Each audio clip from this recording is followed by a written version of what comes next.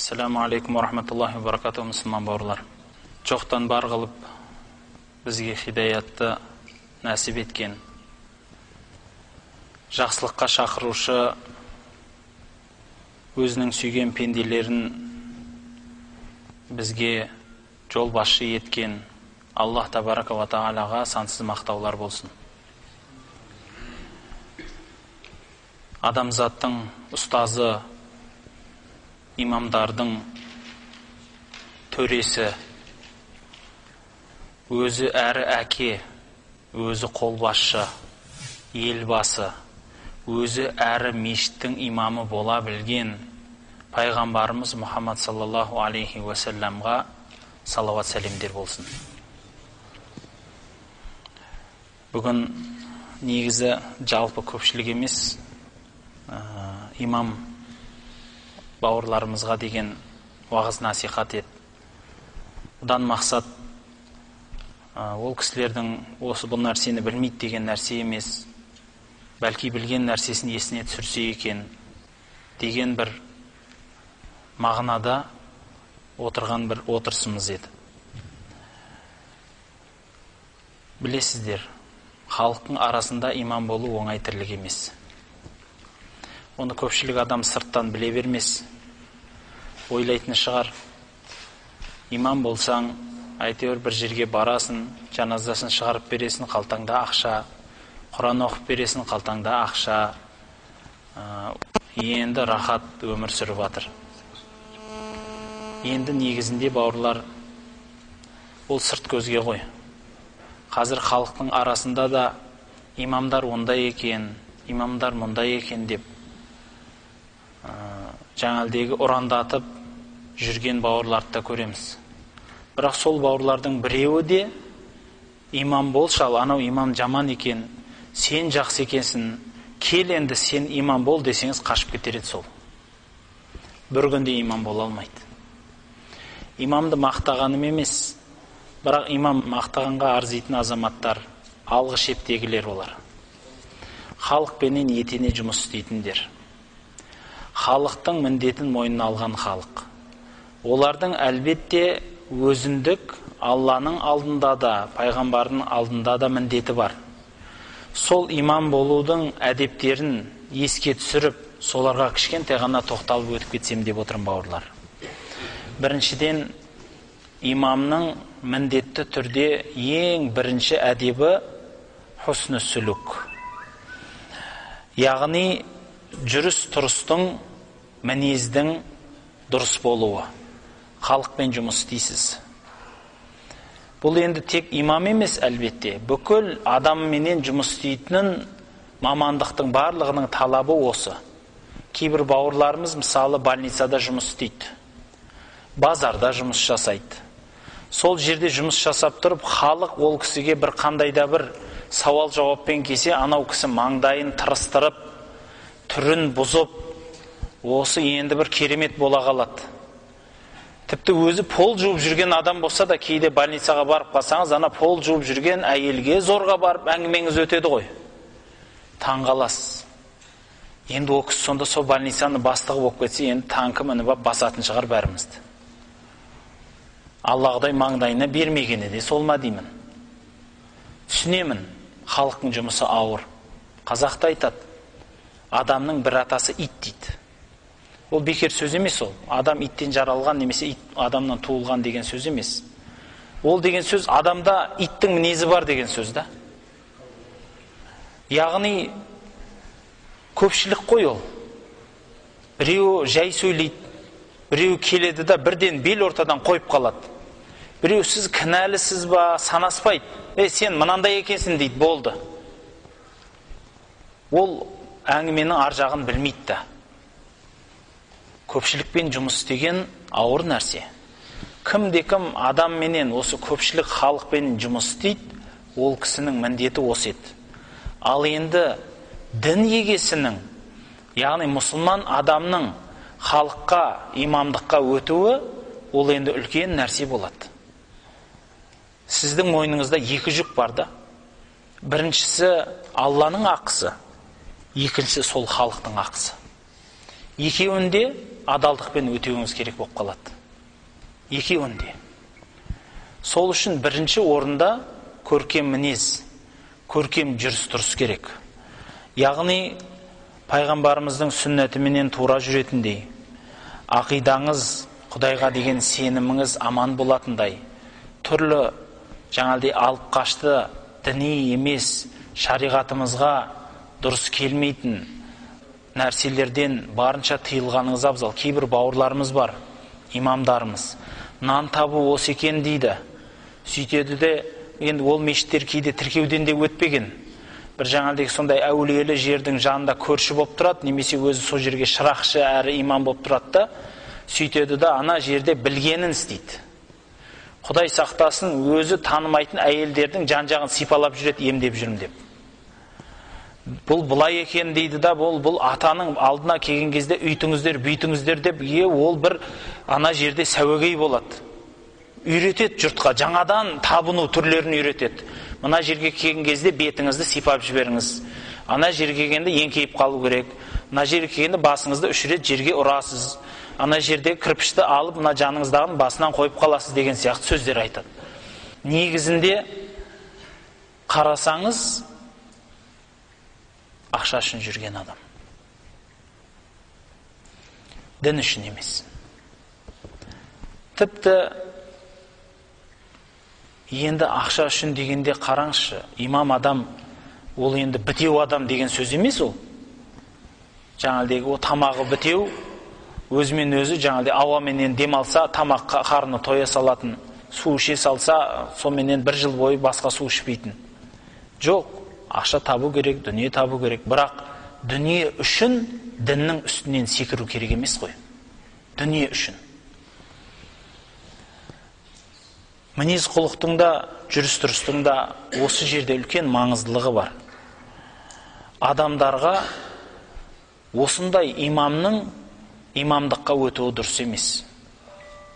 Егер сіздердің біліп жүрген сондай имамдарыңыз болса, танитындарыңыз болса, міндетті түрде оны осы дін басқармасына хабарласып айтып, мынадай жерде осындай бір ауылды мекенде, елді мекенде осындай бір кісі бар, шариғатымызға мүлде сай келмейтін имамдарымызды, мысалы үлкен көпті көрген қари бар молдаларымыздан қалып кеткен осындай өнегелерден жоқ нәрсені үйретіп жүр халыққа.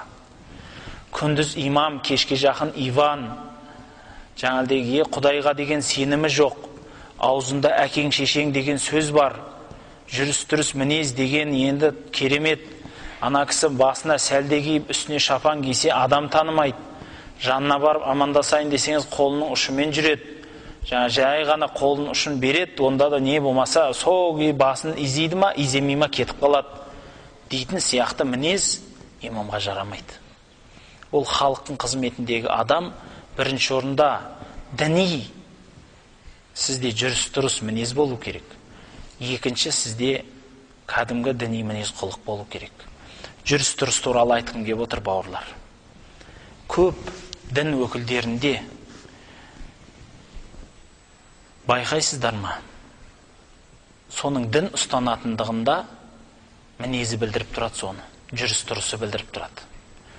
Ал кейбір осы бауырларымыздан, дін ұстанатын бауырлардан со нәрсені байқамаймыз.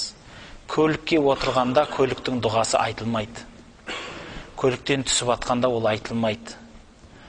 Халықтың алдында келгенде болсын, жұртқа жағамын деп соның сіңісіп кете береді. Жүріс-тұрысты өзгерту деген қандай ауыр нәрсе. Егер сіздің табиғатыңызда болмаса, онда имам болмай-ақ қойыңыз. Бекерге Алланың үйін қор қыласыз. Бекерге бір адам бүкіл осы Қазақстандағы мұсылмандар дін басқармасының атына да керемет кір келтіріп жатады. Ал енді сонан кейін ол біздің имам, сенің имам, менің имам деген болады. Өздеріңіз байқап жатсыздар, көріп те жүрсіздер. Жұрттар кішкентай қателессе, оның қателігі көрінбейді. Болмаса басқа қызмет орнында жұмыс істеп атқан адамдар бар. Оларда пара алып атыр, оларда адам өлтіріп атыр, оларда күнә жасап атыр. Бірақ олардың күнәләрін олардың алып баратқан мамандығымен қосып айтпайды да. Мысалы деп, жаңағыдай не дейді? Мұғалім мына жерде өтірік сөз сөйлеп, жаман мінез танытты, бітті, бүкіл мұғалімдердің бәрі деп тұрып жамандамайды. Немесе мына жерде милиция қызметкері пара алды, бүкіл милиция қызметкері осындай деп айтпайды. Ал имам сондай бір жерде көрініп қалса, газет, журналда қып-қызыл, телевидениедағы бишара басын қасып жатқан журналистерде жүгіріп кетеді. Жаңағыдай, о, мына жерден нан табылды деп. Рахат.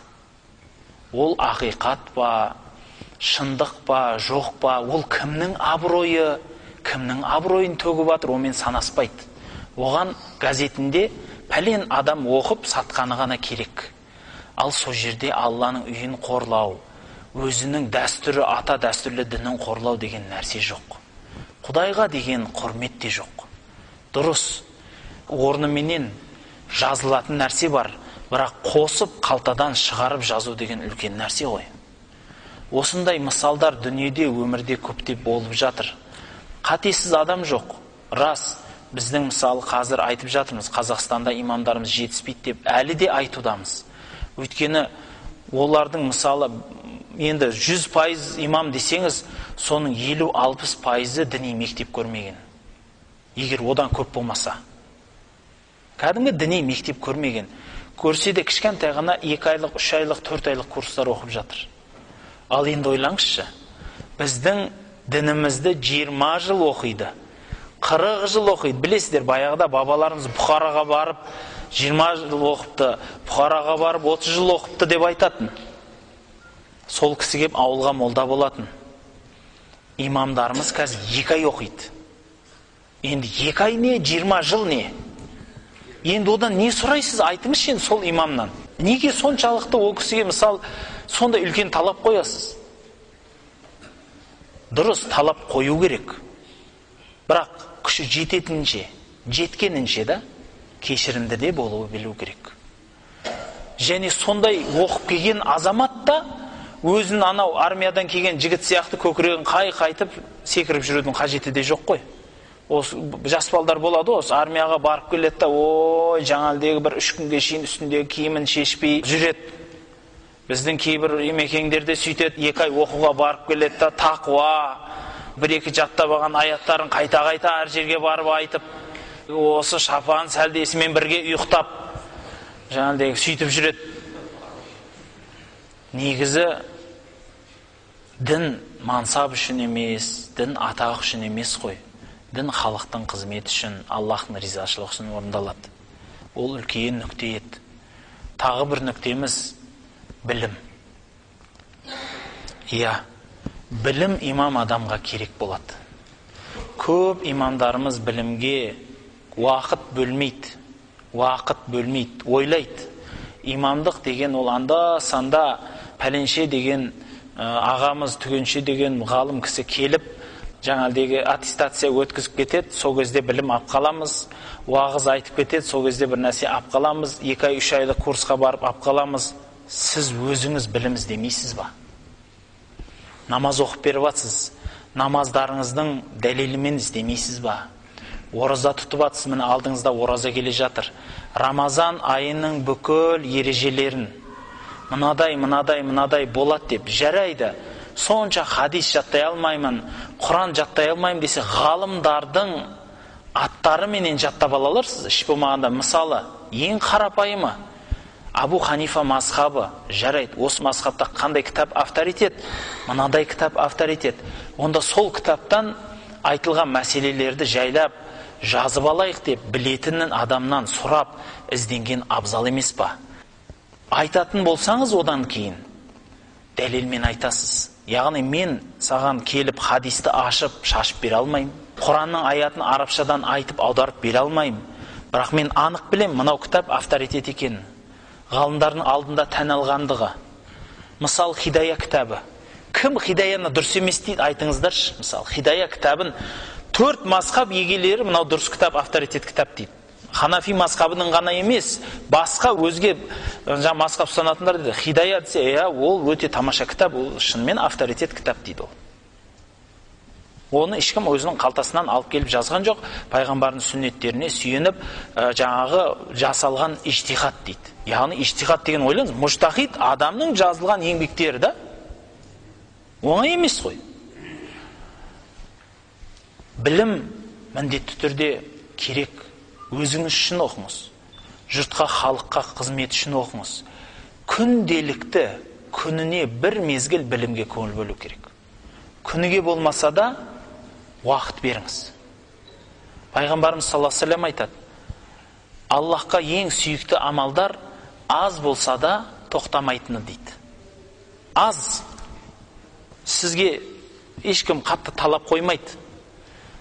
Жаңалдегі араб тілінен судай сапырып, сарф нахуды жаңалдегі талдап, грамматиканы жаңалдегі су қылып, ай сайын 40 хадис жаттап беріп, ай сайын 3 пара Құран тапсырып бер демейді. Бірақ өзіңіз соны істесеңіз, сізді қолдаушылар көп. Нұр үстіне нұр болады. Білім, өзіңіз біліп жатсыз, өте үлкен нәрсе. Пайғамбарымыз саллаллаху алейхи ва саллям айтады ғой: сіздердің іштеріңізде Аллахтың кітабын білушірақ адам имам болсын. Егер ол жағынан тең болып қалса, енді екеуі тең, қатарлас та, тең дегенде енді бірдей емес, енді қатарлас болып қалса, пайғамбардың сүннетін білушірағыңыз болсын имам дейді. Яғни бұл деген сөз, барған сайын білімдірағыңыз болсын имам деп айтылады. Имам адамға білім міндет болады. Оқып атқан намазыңызда қанша парыз бар, қанша сүннет бар, мұстахаб бар, намаз бұзатын амалдар, ол су дәрежеде жат болу керек. Кейбір жігіттер келіп айтады: міне анандай хадис, мынандай хадис деп біреулер ой осы хадисті айтады. Қарапайым айтасыз ғой, сен намаз оқып жүрсің ба? Иә. Намазда неше парыз бар деңізші? Желі шығып кетеді ана хадис айтып атқан адам. Күніге оқып жүрсің ғой намазыңды. Күніге оқып атсың. Түсінем мен жылына бір мәрте оқығасын ұмытып қалып жатырмын десеңіз да. Енді ұмытып қала берем, осы жылына бір-ақ рет оқимыз, онда да сіздің соңыңыздан тұрып оқимын деседі. Күніге оқиды ғой. Білім барлық адамға міндет. Ал имам адамға ол үлкен нәрсе, үлкен мойнындағы міндет ол. Үшінші нәрсе, білімі көбірек адам имамдыққа өту керек. Егер имам болмаған жағдайда, немесе сіз өзіңіздің жаныңызға бір жаққа кетіп барсаңыз, тағайындасаңыз, мен орын өт бер десеңіз, шариғат бойынша. Ал егер ондай адам табылмаса, мына қарапайым шариғи мысалды айтайық. Бір жерде мешітте имам намаз оқылайын деп жатыр, біреу имам болу керек. Кім десе, білімдірақ адам имам болады. Ал білімдірақ адам болып тұрып болса да, ол адам сол мешіттің белгіленген адамы имам болады. Бір шартыменен ол кісі намазын бүтін оқыса. Бүтін дегені қалай? Яғни шариғат бойынша қате кемшіліксіз. Рукуғын тастап кетіп, сәждесін дұрыс жасамай, жаңа сондай намаздың өзінің рукундары болады ғой, рукундары болады, бүтін жасалатын. Сол намаздың рукундарын бүтін жасаса, сол адам халық сайласа оны, немесе жаңалдегі тағайындалса имам болып, сол адам имам болады. Егер ол адамның білімі төмен болатын болса, сіздерге ауданға, қала, облыс имамдарына келіп, сол жайында хабар берулеріңізге есіктер әрдайым ашық. Келіп талап қоя аласыз. Біздің ауылда, біздің осындай жерде мына имам кісі Құранны таза оқи алмайды. Соны оқытып берсеңіз, мақсат қуып жіберсеңіз емес. Соны оқытып берсеңіз. Фатиха сүресінің өзін басын жарып көзін шығарады деп мысалы. Немесе намазда оқып жатып, жаңалдегі осындай ерсі қимылдар жасайды. Намаздың жаңалдегі амалдарын кейде дұрыс жасамай қалады. Соларды кішкентай дұрыстап үйретсеңіздер екен деп талап қою міндет ол сізде. Мұсылмандық парыздарыңыз. Ол қарапайым халыққа. Ал имамдарға да айтатынымыз сол. Егер жақсы сондай бір имамды өздеріңіз білсеңіздер, басқа имамды, міндетті түрде ол кісінің жаңағыдай осы дін үшін жүрген азаматсыздар ғой, сол кісінің білімі үшін жағдайын жасап беруіңіз керек. Егер аудан имам болсаңыз, қала имам болсаңыз, қол астыңызда бірнеше сондай қызметкер болса, тіпті бір мешіттің имамсыз, қолыңызда наиб имам бар, көмекші имам бар, сіздің орныңызға жаңағы имам өтіп беретін. Сол имамның біліміне міндетті түрде көңіл бөлуіңіз керек. Оның білімін көтеруге әрекет жасауыңыз керек. Өйткені онсыз халыққа біздің дініміздің қызметі дұрыс орындалмайды. Намазымыз бүтін болмайды. Намаздың барлығын дұрыс түрде, пайғамбарымыз саллаллаху алейхи ва саллям көрсетіп берген түрде әдемі дұрыс тәртіппен асықпай оқу керек. Тарапы келе жатыр. Көп жерлерде білеміз, ауылды жерлерде осы енді ол тарапы деген физарядка болады. 20 ракағатты жарты сағатта оқиды, өкпе деген охпен бітіріп тастайды. Жатып тұрып жатыр да жаңағы ол білмеймін ана не оқып жатқанын ана жерде. Басын тоқ еткізеді, қайттан жұлып алады. Ол сол сәжде болады. Руху дегенді көрмей қаласыз. Жаңағы ана жерде білмеймін енді анау. Ана Қытайдың каратистер қалып кетеді ана кісінің қимылынан. Қалай дәреті бұзылмай келеді десеңізші ана қимылдардан. Тағы да арқасынан қарияларымыз жетіп алып жатып мәз болып мақтайды ғой тағы. Имеке намазды күшті оқыдың десе, ана одан сайын тез оқиды. Қатырдым дейді енді. Астағфирулла, енді ол Құдай сақтасын, ол мазақ болмай ма ол? Ол енді күлкі үшін айтылғанменен, бауырлар, пайғамбарымыздың өзі не дейді десеңіз, пайғамбарымыз саллаллаху алейхи ва саллямда келген әдемі хадис бар осы жайлы. Пайғамбарымыз айтады, әрбір рукун дегеніміз намаздың қимылдары. Әрбір намаздың қимылдарын орын-орныменен асықпай жасау керек. Мысалы, руку жасайсыз ба? Аллаху акбар деп айтып болғасын, қолыңыз тіке тұрып, арқаңыз, беліңіз тіке тұрғанға дейін еш нәрсе айтпаңыз. Тұрып алыңыз бірінші да. Тізеңіз тегіс, жаңағыдек тізеңізді бүкпей, беліңізді теп-тегіс қып ұстап, әптен тұрып алғаннан кейін барып, сосын барып Субхана Раббил Азим деп айтыңыз. Немесе басқа дұғалар бар. Бізде не дейді? Аллаху акбар, уже ана қолы тізесіне жеткен жоқ, ананы дейді де айтып қояды ананы. Қол тізесіне жеткесін айтатын еш нәрсесі жоқ, сами Аллаху лиман хамида болады. Бауырлар, бұл барлық намазханның ауруы. Сәждеде жатады, аяғы көтеріліп жатады, ойнап жатады, үстін қасып жатама екінші аяғымен бір аяғын. Намаздың қимылдары бүтін, асықпай, орныменен тиянақты орындалу керек. Сәжде жасадыңыз ба? Жасаңыз. Сәжденің арасында отырыңыз. Яғни бір сәждені жасадыңыз, екіншіге отырыңыз асықпай. Иығыңызды тегістеп, беліңізді, омыртқаңыз созып алыңыз. Сосын екінші сәжде қылыңыз. Үйтпейді. Сәжде жасайды. Осы тіпті қолын алады ма, қайттан қоя ма, жоқ сол күйі тұрған күйінде ма, бүйтіп алып қайттан қоя салады басын. Екінші сәжде болды үстіне. Осылай бүкіл 20 ракағат оқылады. Имамдардың мысалы намаздың соңында не деп дұға қылады? Ла тадриб биха уджухана деген дұға бар, Тақаббал минна иннака анта самиул алим деп айтып кеп, ла тадриб биха уджухана дейді. Оқыған намазымызды бетімізге лақтырма дейді. Өйткені Алла Құдай сіздің біздің намазымызға мұқтаж емес. Мұқтаж емес.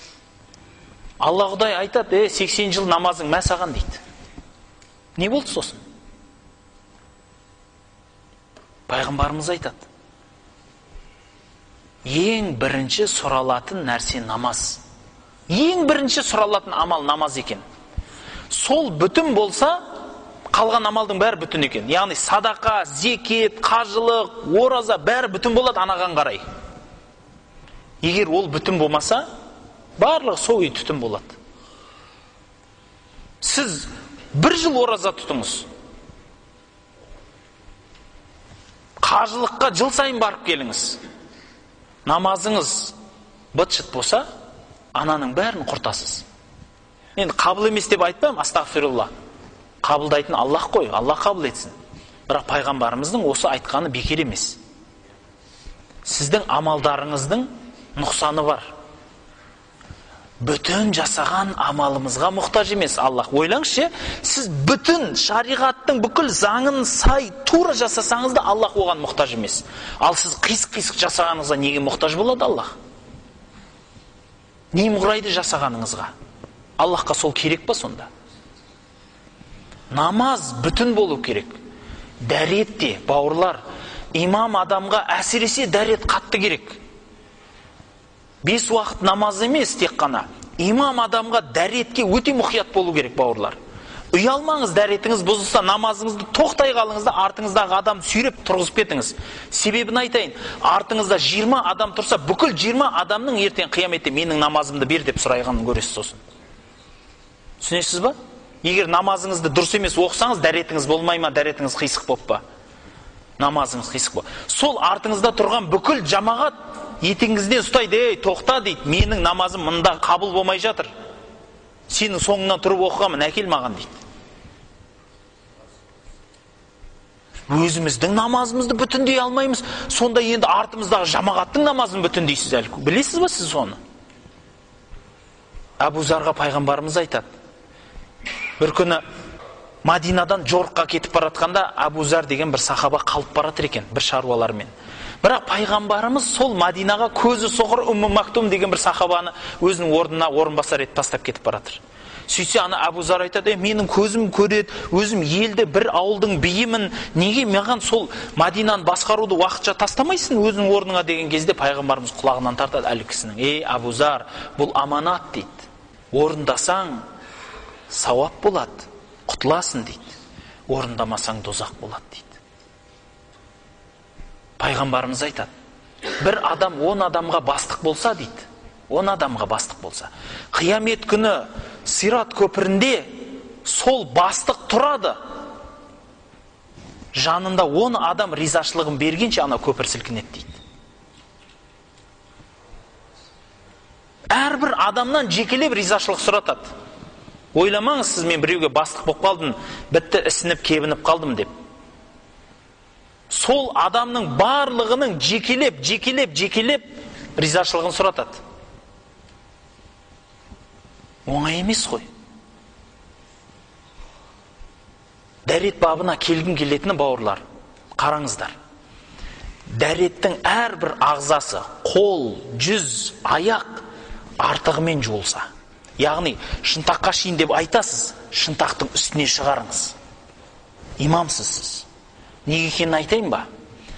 Пайғамбарымыз саллаллаху алейхи вассаламның сахабалары ел аралап жүріп пайғамбарымыздың намазын, пайғамбарымыздың дәретін көрсететін. Бір күні Анас ибн Малик Куфаға келеді. Сөйтіп халыққа айтады, ей халайық, пайғамбарымыз намазды былай оқыған, дәретті былай алған деп көрсетеді, дәрет алып көрсетіп, намаз оқып береді 2 рақат. Жұрт жаттап алады, енді сахаба көрсетіп, пайғамбар айтты деп.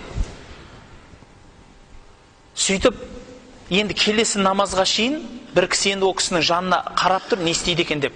Өзінің басына түскендер ғой, қараңызшы, кезінде сахабалар пайғамбарды аңдитын. Дәретке отырғанына шейін аңдиды. Неге? Қалай дәретке отыру керек деп. Аңдитын, бүкіл қимылын аңдитын. Басы қасып кетсе, неге қалай қасиды оны? Қызығады ғой. Пайғамбарымыз саллаллаху алейхи вассалам намаз оқыды, қалай оқиды? Бір сүре оқып жатыр, қалай, қай жерін созады, қай жеріне тоқтайды? Садақа беріп жатыр, қай қолымен береді? Қалай беріп жатыр? Бергенде түрі қандай болды? Өзіңізге қызық емес о, мысалы, қызық қой, көресіз ол. Дәл сол сияқты сахабалар сөйтсе, енді пайғамбардың көзі кеткесін жұрттың бәрі сахабаны аңдитын болады. Қалай істейді екен деп, сол сүннет амалды. Халайық, сахабалар дүниеден өтті. Енді жұрттың бәрі имамды аңдиды, білесіздер ма? Сіздерді аңдиды. Қалай дәрет алады? Қалай намаз оқиды? Қалай киінеді? Қалай сөйлейді? Сіздерді аңдиды. Имамға макрух болған нәрсеше, халыққа ол халал болып кетеді. Соншалық дәрежеде да, яғни, бұл макрух қой, мен жай ғана онша деп сөйтіп жеңілдеу қарасаңыз, халыққа ол халал, ол ұра береді ол. Сізге харам болған нәрсе ғана макрух болады халыққа. Яғни халық сондай да өзі. Сол үшін сіз тақуалығыңыз бөлек болады жұрттан. Дәретке келгенде Пайғамбарымыз саллаллаху алейхи ва саллям айтады. Сонда жаңа Анас ибн Маликке оралайық. Дәрет алып жатқанда халық аңдайды ғой ол кісіні. Сөйтіп аңдып тұрса, өзінің айтқанын істеп атқан жоқ та. Қалай? Жоқ, астағфирулла. Ол кісі фасық емес, ол кісі алдап атқан жоқ, астағфирулла. Бірақ қолын шынтаққа шейін жуыңдар деп көрсетті ғой ол. Бірақ өзі жеке жуған кезде халыққа көрсеткенде шынтақты бүйтіп жуып көрсетеді, жеке жуған кезде жоғарыға шығарып жібереді ғой. Халық байқайды. Аяғын ше, аяғын жуғанда тобыққа шейін деп тобыққа шейін аяғын жуады, өзі жеке жуғанда балтырына шейін шығарады. Сосын сұрайды, сіз жаңалде бізге айтқан нәрсені істемедіңіз дейді. Сөйтсе, иә дейді. Бұл неге десе, халыққа ауырлық болмасын үшін болды. Пайғамбарымыз саллаллаху алейхи ва саллямда хадис бар деп хадис айтады. Мен өзімнің үмметімді қиямет күні дәрет алған орындарынан танимын. Өйткені ол жерлерде, яғни адамның дәрет алған орындар нұр болып тұрады. Кім өзінің нұрын ұзартқысы келеді, ұзартсын деген. Арабша оны қарапайым айтады, асбиғул вуду деп айтады. Дәретті артығымен жасаңдар дейді. Имам адам дәретті артығымен жасау керек. Бетті де мұқият жуыңыз. Өйткені сіздің артыңызда пәлен адам ұйып тұр. Бір қылдай жуылмаған жер қап кетсе біліңіз, сол жер дозаққа лайықты болады. Пайғамбарымыз саллаллаху алейхи ва саллям айтады. Бір күні бір кісі келіп, дәрет алып намазға тұрады, пайғамбарымыз қайтарады. Пайғамбарымыз қайтарады. Не болды деген кезінде уайлун лил ақаби минан нар деп айтады. Дозақтың отынан болған өкшелерге қайғы қасірет болсын дейді. Сөйтсе әлгі кісі аяғын жуған кезде ана өкшесін тікесінен қойып жуады екен. Ана өкшесінің табаны тимей қалады ғой. Су тимей қалады. Ал сол су тимеген жер дозаққа лайықты болады. Дәретсіз болады. Дәретсіз болса намазы да жоқ болады. Онда өзінің ғана намаз емес қой, еш нәрсе емес енді. Оның өзі жеңіл емес, бірақ өзінің намазынан сұраған. Бүкіл жамағаттың намазынан сұралу деген қандай ол? Ойлаңызшы, артыңыздан дейік, мысалы, жұма намазға 1000 адам келді дейік. Астағфирулла, я. Айт намазға 3000 адам келді дейік. Қалай қыласыз сен оның бәрін намазын? Қалай жауабын бересіз? Сонан соң, іш-дәрет мәселесі. Оны айтылу керек. Ол қарапайым халыққа да міндет ол. Іш-дәрет мәселесіне кейбіреулер айтады. Жай ғана құрғата салу керек дейді. Жел шықса, расында да шариғатымызда құрғақ жел шықса жумаса болады дейді. Иә, бар. Бірақ, бауырлар, біз ықтият жағын алайық та, тақуалық жағын алайық. Сіз өзіңіз қазір жаз кезінде сынап көріңіз. Ұзақ жаяу жүріп көріңіз да, әжетханаға ерінбей кіріп, сүртініп көріңіз тазаланып. Ластанасыз. Түсінесіз ба? Жел шығады, құрғақ жел шығады. Ерінбей сүртініп көріңізші. Лас болады. Әрдайым болмаса да, біреуінде болады. А біреуі сізге жетеді сол намазыңыздың жоқ болуына. Сондықтан имам адам жел шығарса да іш-дәрет алады. Тақуалық үшін. Дәретіңізге күмән кеп қалса да, дәретіңіз барау десе де үстінен дәрет аласаңыз. Пайғамбарымыз саллаллаху алейхи ва саллям өте көп дәрет алған сөйтіп. Бір жерге жол сапарлап келеді екен де, аттан түседі екен де, су бар ма дейді екен. Ол кісінің дәреті бар, дәретпен келе жатыр.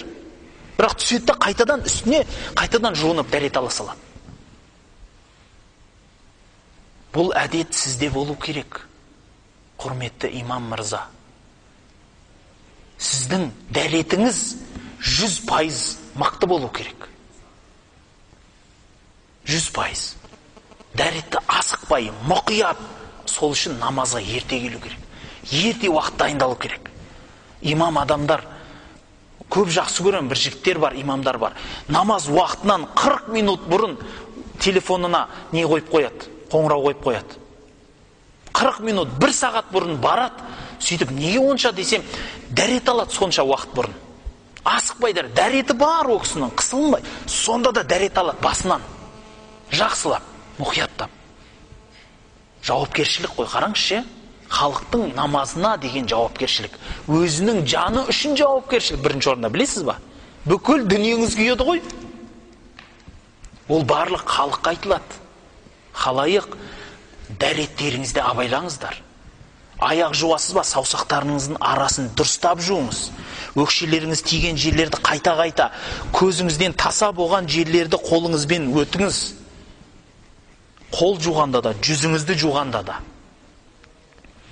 Пайғамбарымыз саллаллаху алейхи ва салламнан ауыз мұрын шаю мәселесі келеді. Ханафи мазхабында екеуі де бар. Бір суменен мұрынды да, ауызды да шай жіберуге болады. Бір суменен. Жекелеп те шаюға болады. Екеуінде екі хадис те бар. Бірақ қайсысы абзал екенін айтайын ба, бауырлар? Су көбірек тигені абзал емес па? Яғни жекелеп шаю керек қой. Жеке. Ауызды жеке шайыңыз. Мұрынды жеке шайыңыз. Асықпай шайыңыз. Дәрет намаздың кілті. Намаз жәннаттың кілті, бауырлар. Сонан соң, Пайғамбарымыз саллаллаху алейхи ва салламда тағы бір мәселе бар. Пайғамбарымыз саллаллаху алейхи ва саллям айтады: "Саласатун ла таджузу салатухум ва азанухум." Үш адамның намазы да, азаны да дұрыс емес дейді. Әл-абдул абиқ, егесінен қашып кеткен құл, енді ол адам жоқ. Хатта ярджа, қайтқанына дейін. Имраатун батат ва заужуха алейха сахит, күйеуі риза болмай ұйықтаған әйел кісі. Имаму қаумин ва хум лаху карихун, қауымы ұнатпаған имам дейді. Көрдіңіз ма? Жамағатына жақпаған имам. Бұл жерде айтылмайды. Шариғат мәселесімен жақпасаңыз, ол әңгіме бөлек. Мысал дейік, арақтарыңызды қойыңыздар, тура жүріңіздер, Аллахқа серік қоспаңыздар, тура жүріңіздер, Аллахтың тура жолын ұстаныңыз. Ол бөлек әңгіме, бауырлар. Үйтіп жексұрын болсаңыз, мақұл, сіз дұрыс жол айтып жатсыз. Мешіттің нәрсесін айтып жатсаңыз әңгіме жоқ. Мысалы, аяқ киімдеріңізді орын-орнымен қойыңыздар, келе салып тарс-тарстар шешпеңіздер, жинап алып қойыңыздар, бауырлар. Тәртіп керек. Екінші, мұсылман адамның бауырыңызға жеңілдік жасап, о кісінің аяқ киімін шешуге орын тастаңыздар, мешіттен шығарда итеріспеңіздер. Дәл сол сөзді жек көрген адам болса, ол бөлек адам. Мешіт үшін, Аллахтың абырой үшін болса, ол бөлек. Егер сол үшін жек көрсе, ол адам өзі жауабын өзі береді. Жоқ, сіздің жек көру дегенде бұл имам кісінің тақуалығының жоқтығынан, фасықтығынан, сөзінде тұра алмаушылығынан, әдепсіздігінен, Құдай сақтасын, пиянкестігінен шығар, парақорлығынан шығар. Осындай жағынан жек көрсе, онда бөлек болады. Бұл таяқтың екі ұшы бар. Халық сізді жақсы көру керек деген міндет тұр. Өйткені халықтың қызметін алуыңыз керек. Дұрыс. Бірақ екінші ұшы бар. Халыққа мужамала дейді ғой. Мәймөнкілеудің керегі жоқ. Орысша айтқанда подхалимство дейді. Біздің кейбір бауырларымыз оны қатырады. Ол істі. Жұма күні, жұма намазда, жұма намаз уақыты. Бірақ мешіттің имамы о кезде мешіттің спонсорының бір құранында отырады. Сұрайсыз ғой, емеке не болды десе, орныма адам тастап кеттім ғой дейді. Дұрыс, жарайды. Сіз же жұма оқымайсыз ба сонда? Өпейсін оқи салады ол сол күні. Оқи ма, Құдай біледі оны да. Бейсін оқи салады. Бұндай қылып, жастық қоюдың керегі жоқ біреудің артына. Біліңіз, Сіз еңкейген сайын Аллах сізді еңкейтеді одан сайын. Бірақ халыққа тәкаппар болыңыз демейміз. Тәкаппарлық ол да дұрыс емес мінез. Дүниеге тәкаппарланыңыз. Дүниеге да. Ақшаға. Бауырлар, сіздің иығыңыздағы шапан, басыңыздағы сәлде пайғамбарымыздан қалған мирас. Иә, өткен пайғамбарымыз имам болған. Пайғамбарымызға келген әдемі дұғалардың бірі қандай дұға? «Ваджална лил муттақина имама» деген дұға. Тақуа адамдарға мені имам ет дейді. Ең әдемі дұғалардың бірі, түсінесіз ба? Тақуа адамдарға қолбасшы, жолбасшы болу деген ол үлкен ғанибет іс. Имам болу деген ойламаңыз, тек қана ол сұмдық іс екен, жауапкершілік екен. Мен бұның бәрін әдейі айтып отқаным, сіздерде жауапкершілік пайда болса екен, бір сезім пайда болса екен, өзіңізден кейінгілерге жеткізсеңіздер екен деген нәрсе. Бірақ имамның да құрметі үлкен, бауырлар. Имам адам, ойлаңыз, сонша, мысал дейік, артыңыздан 50 адам үйіді, 100 адам үйіді, сол адамның барлығының намазы қабыл болса, иншалла, сізге сол 50 адамның намазынан сізге де сауап Аллах береді. Жалғыз өзіңіз еместі. Халыққа тура жолды нұсқаған үшін, пайғамбардың сүннетін ұмытылып қалған жерлерін көрсеткен үшін, қияметте пайғамбар ретінде қабыл қылынады дейді сондай адамдар. Пайғамбар ретінде қабыл қылынады. Оңай емес ол да. Дәрежесі де бар. Өйткені қараңызшы, имам ол Аллахтың үйінің қызметшісі. Қызметі сол ол. Мешіттің қызметі. Мешіт деген не? Аллахтың үйі. Ойлаңызшы, Аллахтың үйінің қызметшісі егер қызметінде адал болса, егесі оны ешкімнің алдында қорғамайды. Ешкімнің алдында. Қалай өмірді көрсеңіз, солай көріңіз. Өмірде 100% бұл дәлелденген. Егер мешіт үшін, Аллахтың үйі үшін сіз қызметіңіздің бүкіл бәрін төксеңіз, ешқашан қорбамайсыз. Жақсы имам бар ғой, халық оны аш қалдырмайды. Тамағын да береді, қызын да береді. Айналайын имеке дейді. Мына ауылдың басынан аяғына шейін қыздардың бәрін тұрғызып берем, қалағаныңды ал дейді. 2 аласың ба, 4 қатын қыласың ба, ал дейді. Біледі оның адал екенін, сен дейді, бетіне қарап айтады. Зұлымдық жасамайсың, білем дейді. Ал дейді, қалағаныңды дейді. Қайта сол имам күйеу бала болғанын мақтан тұтып жүреді. Біздің имеке ғой, біздің күйеу бала деп. Ондай жігіттер де бар, жоқ емес. Қайнап атқан, кәдімгі жерлерді қайнатып жатқан жігіттер де бар. Қирап атқан жерлерді тірілтіп атқан жігіттер де бар. Бар. Сондай бір ел аралап жүрміз. Облыстар бар. Тастанды, кәдімгі тасталып қалған. Яғни имам кісі, одан бұрынғы болған имам кісі, әкімшілікпен байланыспаған. Басқа жермен байланыс, өмірі мектепке, университетке барып уағыз жасамаған. Мешітінен шықпаған, онда да мешітіне зорға келетін болған. 5 уақытына да келмейді ол. Жұмаға зорға келеді. Айт намазда көреді оны, жұрттар. Сөйтіп жүрген имамдар болған. Оның зиянын қараңыз қандай болатынын айтайын. Мешітке сол жердің жергілікті әкімшілік жанашымайтын дәрежеге барғанда, ана мешіт деген енді талқан шығып кеткен. Имамға барып, мына мешіттің ана жері, мына жері кетіп жатыр, спонсорым жоқ деп жатады. Жарайды. О мәселе келем мен қазір. Сонан ол еш нәрсе емес. Мешіттің имамдарына Құдайдың үйінің қызметшісі ғой, әкімшіліктің қызметшілері айғайлайды да, жүгіріп жұмсайды. Соған жүгіреді имам. Мен таң қалдым мен. Молданың алдына жаназадан басқа еш нәрсе шықпайтын еді ғой негізі. Ол кісінің тақуалығының жоқтығынан анау басына шығып атқан. Бүкіл имамдарды солай көреді олар. Осындай екен деп. Неге? Себебін айтайын. Ол ана адамдар жамандағым келіп атқан жоқ. Оларда емес әңгіме имамда бірінші орында. Себебі ол иманда тақуалық жоқ. Жүзінен тақуалық көрінбейді. Содан басталады әңгіме. Пайғамбарымыз саллаллаху алейхи ва саллям сахабалар қандай болған? Сахабалар айтады, біздің арамызда дейді, Құран жаттаған адамның түрі бірден білінетін, ол әрдайым шаршау түрде жүретін дейді. Өйткені жүрген жерінде, тұрған жерінде Құран оқып жүреді дейді. Түнімен намаз оқиды дейді. Оның түрінен танитын біз дейді.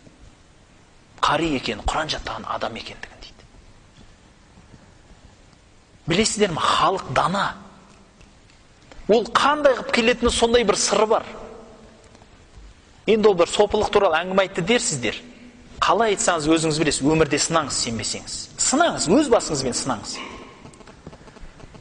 Сопы Алайыр деген бір кісі болған. Кезінде таможня болғанда, білесіздер ғой, таможня деген қандай тіршілігі. Ол енді қарақшыларды тонайтын қарақшы ғой ол. Жаңағыдай. Көпшілігі де енді бәріне айтпай қой, Құдай сақтасын. Елімізде адал қызметін атқарып жатқан азаматтар да жоқ емес. Сонда дейді, анау адам көшеде келе жатса, жас балалар ойнап атып, ана арам тамақты қараңдар деп айтады дейді бір-біріне. Майда балалар ғой. Оны кім үйретті оны? Сонымен ол ет үйреніп қалған дейді ондайға. Бірақ Алла Құдай хидаят берді. Намазға жығылды. Түнімен намаз оқитын, күнімен ораза тұтатын. Зүхід дейді, Аллахтың дүниесінен шеттелетін, бүкіл арамнан қашып, қолында дүниенің бәрін тарқатып берген адам болған. Сөйтіп бір күні көшеде келе жатса, бір топ балалар ойнап жатыр дейді. Қанша жыл өтті ғой? Алланың пендесі келе жатыр, жол ашыңдар деп айтады дейді. Бала ғой. Түрінен адамның тақуалығы білінеді, ісінен, сөзінен, Алладан қорқатындығы білінеді, бауырлар. Егер сіз Аллахтың осы үйінде жүріп, өзіңіз тақуалық етсеңізше, Аллах сізге береді бәрін. Көріп тұр ғой бәрін. Оны көптеген сынаған жігіттер бар, осы имамдардың көпшілігін сынаңыз, көріңіз. Бір жат елге, бір жерге әйтеуір қуылып барады бір жерлерден. О жерде танитыны жоқ, тамыры жоқ, қалтасында бір тиын тебені бар, сол жерге барады да имам болады. Сөйтеді да, кейде квартирасына төлейтін ақшасы жоқ, кейде тамағына жоқ, бірақ сұрай алмайды. Бірақ имам болады да, халыққа уағызын айтады, балаларын оқытады, тәлім береді. Бірақ Алла Құдай соған бергені сонша бірнеше уақыттан кейін халық оған үйде әпереді, ақшасында береді, мешітінде ремонттап береді. Имекенің сөзі сөз болады. Әшейін жұрт оның жүзіне қарап өседі, түріне қарайды. Ұнатпай тұрма, сөйлеттірмейді ешкімді. Ұнатып отырма, қабыл. Неден ол? Ол атақпаздықтан, атаққұмарлықтан емес. Ана жұрттың алдына тәкаппарланып, осы алшысынан басып жүргеннен емес, жоқ. Тақуалығынан. Аллаға басын иген сайын, Аллах оның басын көтереді жұрттан. Аллахқа басын иген сайын, халықты иіп береді. Оған дәлел айтайын. Пайғамбарымыз саллаллаху алейхи ва саллям айтады. Аллах табарака ва тааля Жабриилге айтады екен: ей Жабриил, мен мына бір адамды жақсы көріп қалдым, сен де жақсы көр дейді екен. Жабриил ол кісіні жақсы көреді екен да, бүкіл аспан халқына айтады екен, періштелерге: ей аспан халқы, Аллах мына кісіні жақсы көріп қалды, мен де жақсы көрдім, сендер де жақсы көріңдер дейді екен. Аспан халқы жер халқына айтады екен. Қалай жеткізетінін білмеймін, хадисте солай айтылған, бауырлар. Аспан халқы айтады екен жер халқына: ей жер халқы, мына кісіні Аллах жақсы көрді, оны Жабриил жақсы көрді, оны біз де жақсы көрдік, енді сендер де жақсы көріңдер дейді екен. Оны сонда кім болды ол? Әулие болды емес пе? Қарапайым тілде айтқанда, дұрыс па? Қазақтың тілінде айтқанда әулие болды. Бекер айтпайды оны. Ибрахим Адхам деген бір кісі болған. Ибрахим Адхам деген патша болған екен. Бір күні ол кісінің әдеті екен, үйіне кіріп келеді да, жаңа жататын уақытында бақшасын аралап қайтады. Сол бақшасына шығып кеткен кезде бір қара негр әйел кісі келіп, жаңа үйін сыпырып, ана көрпесін әдемілеп ашып кетіп қалады. Көзіне көрінбей кетіп қалу керек екен ол. Бірақ ана бейшара негр әйел, анау патшаның жастығы ғой енді, патшаның төсегі, соған бір отырып көрейші деп жамбасын қойып, басын жастыққа қойғаннан қорылдап кетеді ғой. Ана жұмсақтық қой енді, анау керемет нәрселер ғой. Өмір көрмеген кесе бір қара қатын бейшара құл ұйықтап жатыр ақ төсекте. Қамшыны алады да ұрады ғой. Анау әйел кісі үстінің қандала болғанынан оянады. Оянады да күле бастайды. Сосын мынау жынды болып қалған екен дейді. Ұрған сайын күледі да. Сосын айтады, сен жынды болдың ба, есіңнен аудың ба, не болды десе, мен дейді 5 минут па 10 минут па осы жерде ұйықтап қаппын, соның мына жазасын қарашы дейді. Сен өмір бақи ұйықтап келесің мына жұмсақта дейді. Сен бұның жазасын қалай бересің дейді. Жауабы, өмір бақи ұйықтап келесің осы жұмсақта, Аллахқа қалай жауабын бересің? Патшалығын тастап кеткен. Бауырлар, рас қой, жұмсақ төсекте ұйықтап келе жатырмыз. Алла Құдай сұрамай ма? Пәленше, жұмсақ төсекте ұйықтайсың, түнгі намаз кәні, пәленше, ораза кәні, сұрамай ма? Ақша ше, дүние ше, біреуден аз, біреуден көп тауып атсыз, алып атсыз. Алла Құдай балашаға беріп атыр, сұрамай ма? Бәрін сұрайды. Ал имамнан мешіттің қосып сұрайды, өзінің үйін. Түсінесіз ба? Үйдің қожайыны сұрайды қызметшісінен, біздің үй не болды дейді. Ана жерден су ағыпты, қарамадым. Сіз түсінесіз ба? Пайғамбарымыз саллаллаху алейхи ва саллямда хадис бар. Былай деп айтады: Мән хофа адлажа, ва мән адлажа балағал манзила дейді. Кім қорықса түнде болса да жолға шығады. Және түнде жолға шыққан адам жететін жеріне жетіп қояды дейді. Оны айтқан мақсаты былай еді. Бірінші пайғамбар болып келіп жатқан кезде пайғамбарымыз саллаллаху алейхи ва саллям, бірінші пайғамбар болып келіп, былай деп айтқан сөзі бар, білесіздер. Ей халайық, егер мына таудың артында бір әскер тұр, сіздерге шабайын деп тұр десем, сенесіздер ма дейді. Сонда бір кісіге айтты: ей Мұхаммед, сен өмірі өтірік айтпағансың, сенеміз дейді.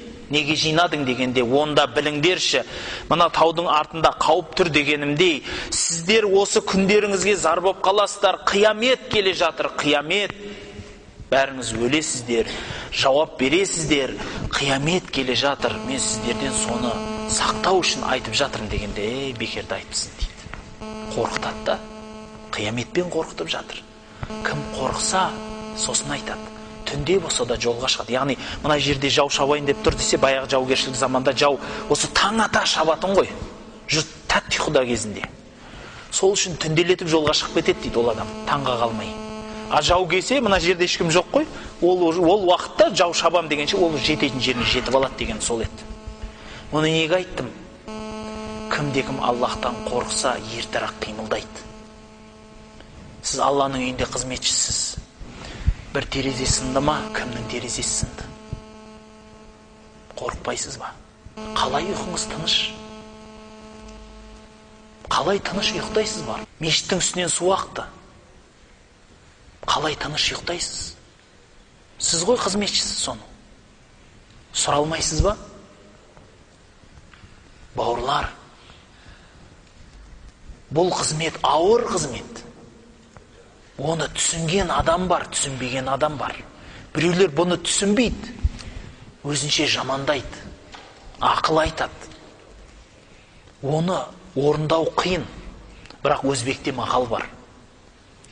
Атқа мінгестің ба, мінгескен соң артым ауырды деме дейді. Имам болдыңыз ба, енді соны көтересіз. Бұл ауыр жүк. Бірақ бұл жүктің артында сауабы да үлкен. Жұрттың барлығын Алла Құдай бөлек қарсы алар, сізді бөлек қарсы алады.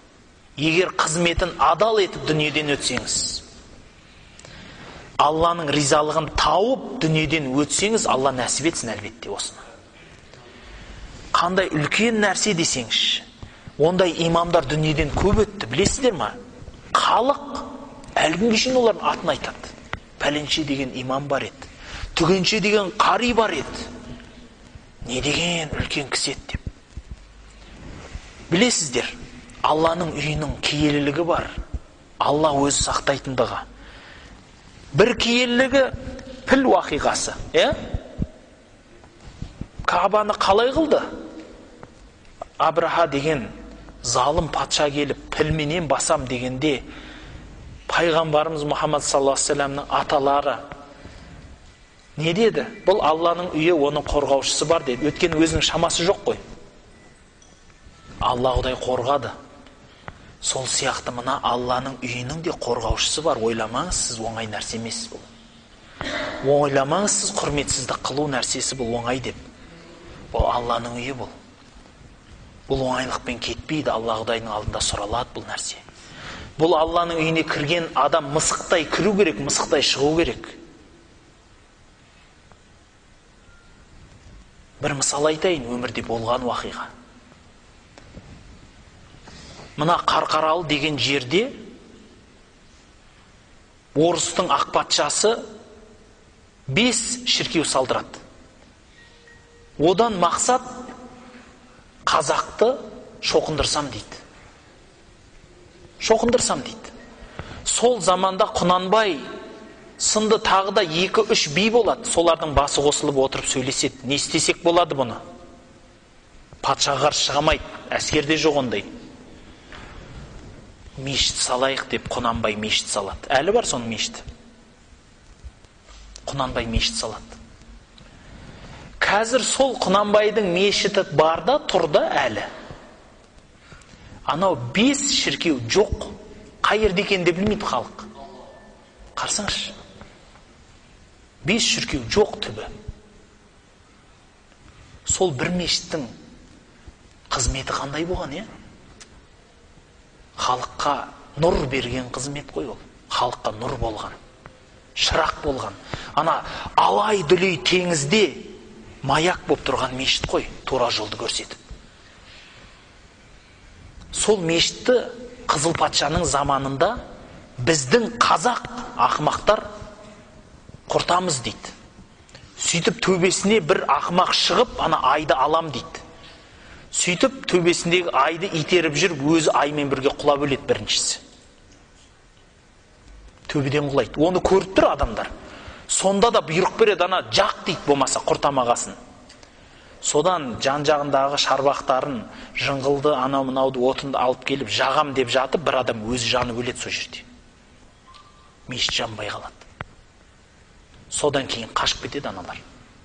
Бұл осындай нәрсе, бауырлар. Аллах үшін салынған мешіт осындай болады. Оның бір киелілігі бар. Біздің қазақша сөйтіп айтады. Киелілік деп айтады. Оны біреулер түсінбейтін шығар. О, астағфирулла, ширк бір нәрсе. Кете беріңіз, қолыңызға қызыл жалау енді. Біздің қазақшылықта айтса, дінімізде оны Абраханың уақиғасымен түсіндіріп бере аламыз. Бауырлар, осы мешіттің қызметкерлері де оңай адамдар емес қой. Сосын айтып жатыр, мен ақшадан бастап едім әңгіменің басын. Егер сіз Аллахтың үйіне адал қызмет етсеңіз, өзіңіз пайғамбардың сүннетінен сызбай жүрсеңіз, тақуа болсаңыз, түнгі намазыңыз, оразаңыз болса, оқитын Құраныңыз болса өзіңізбенен отырып, Алла сізді қорғамайды ешкімнің алдында. Ешкімнің алдында қолыңызды жайғызбайды. Өзі әкеп береді. Бәрін. Бауырлар, Құран жөнінде айтып кеттік. Көп бауырларымызда Құраны жоқ. Пайғамбарымыз саллаллаху алейхи ва саллям айтады: Құраны жоқ мұсылман дейді, егесіз қалған үй сияқты дейді. Ат қорада ол. Ат қора. О жерге есек те кіреді, ат та кіреді, ит те кіріп дәрет сындырып кетеді. Құраны жоқ деген сөз, Құран жаттау керек деген сөзді білдіреді, бауырлар. Имам адам өзінің жаттап алған анандай, не дейді, коронный аяттарды қою керек, бауырлар. Құранның бәрін шамаңыз жеткенше жаттай бастаңыз. Ана жерге барғанда күшті оқып жіберетін, мына жерге барғанда бүйтіп жіберетін деген нәрсені қойыңыздар. Құранның бәрі әдемі. Алла үшін оқысаңыз бәрі орнымен келеді. Алланың сөзі ғой ол. Бірақ Құран оқудың әдебі бар. Қалай? Қариларға да айтамыз оны, медреселеріміз бар мысалы. Құран жаттаған әрбір адамға айтамыз. Бір жерге Құран оқы десе, біреулер барады да Алланың дозағы туралы оқиды ана жерде. Бір ол әдемі жиын болып атса. Тағы бітіреді ғой, Алла сендерді дозаққа салсын деп тұрып бітіреді ше. Өзінің не оқып атқанын түсінбейді да. Халайық, қуанышты хабар айтыңыз. Түсінетін жерінен бастап түсінетін жеріне шейін бітіріңіз. Яғни аудармасына да көңіл бөліңіз деген сөз. Не оқып атқаныңыздың. Мағыналы нәрсе оқыңыз халыққа. Мүмкін ананың ішінде Құран түсінетін адам бар шығар. Естіп отырып кішкентай жүрегіне жақсылық кірсін. Құранды тірі үшін оқымай ма бірінші орында? Өлі үшін емес. Тірі үшін, соған амал жасау үшін. Соны естіп, содан ғибрат алу үшін оқиды. Ал сіз ғибрат үшін оқып жатсыз. Біреулер отырады да Құрандағы бір жаңағыдай талақ мәселесін оқып кетеді. Жоқ, ол да керек мәселе. Бірақ оның бәрін оқымайды ғой, бір бөлігін оқып қоя салады да. Сондықтан айтатынымыз, Құран оқу өзіңізде әрбір имамда міндетті түрде Құраны болу керек жанында. Өзі үшін оқитын. Арабшасынан. Ал одан бөлек шама жетсе Құранды жаттап тұрыңыз. Жаттау қабілетіңізді ашады. Құранның сондай бір жақсылығы бар, қасиеті бар. Жаттап тұрсаңыз, жайменде бір ұстазға барып жаттаңыз. Ерінбеңіз. Ұлық болсаң кішік бол дейді. Ұстаз ұстаныңыз. Құранды жақсырақ білетін адамды ұстаз қылып алып, жетісіне бір барсаңыз да міндеттеп қойыңыз өзіңізге, барасын деп. Барып, 2 қатар Құран үйренсеңіз де үйреніп қайтыңыз. 2 қатар болса да. Ол дүниеңізге де, ақыретіңізге де пайда. Халыққа намазды да дұрыс оқу керек. Білесіздер, пайғамбарымыз саллаллаху алейхи ва саллям заманда бір жігіт барып, жұртқа Бақара сүресінен имам болады екен. Намазға Бақара сүресін оқиды да, әдемілеп тұрып. Содан пайғамбарымызға келіп айтқанда, пайғамбарымыз әлгі кісінің құлағынан тартады. Мынадай деген сүренің жанында қандайсың, мынаның жанында қандайсың деп. Яғни намазды шілей қысқа қылып оқы демеймін. Бірақ намазды шілей ұзындағы оқымаңыз. Соңыңыздан ерген адамдардың науқастанып қалған адамдар болуы мүмкін. Дәреті қысып тұрған адамдар болуы мүмкін. Ауырып тұрған, жұмысқа асығыңқырап тұрған адамдар болуы мүмкін. Сондай кездерде соны есептеңіз. Бірақ, бауырлар, ол деген сөз, құлхуалламен, инна атайнамен уәл асырды ұра беріңіз дегенмеймін. Дұрыс қылып халыққа намазды дұрыс тыңдауды үйретсеңіздерші, бір бет Құран оқыңыз, жарты бет Құран оқыңыз да, намазда тұруды үйрету керек халыққа. Келіп, ұзағынан тұрсын намазда кішкентай. Жарты бет, бір бет Құранға дәрет шығып кететін дәрет болса, ол немесе ауру адам, ол кісіге үзір онда. Немесе ол дәретін қыштанып келген адам, ол кісінің намазы жоқ адам. Болды. Сондықтан дәретті дұрыс алып келген адам жарты бет Құран, бір бет Құранға еш нәрсесі кетіп қалмайды. Әдемі оқыңыз, асықпай оқыңыз. Қимылда асықпай, дәретіңіз де әдемі болу керек. Сонда көркем намаз болады сол. Ал өздеріңіз оқыған жерде, мысалы шәкірттерменен, сондай тақуалау бір кішкентай ғана жамағат болса, көбірек оқу әрекет жасаңыз. Кейде болып қалады, жамағатпен түнделеп бір түн отырайықшы имеке дегесін, бір түн уағыз айтып отыратын кездер болып қалады. Сондай кездерде жігіттер кәні бисмилля деп тұрайықшы деп тұрып ше, бір жарты пара, бір пара Құран оқысаңыз әдемі болады намазға. Рахаттанып қаласыз. ана шайтан деген жан шығып кетеді бейшараның ана жерде. Сонан соң сіздің осы имамдығыңыздан бірінші мақсат Аллахтың ризалығы деп жоғарыда айтып кетіп отырмыз. Осы ризалық жөнінде, Аллахтың ризалығына жету жөнінде бір қысқа нәрсе айтып кеткім келеді.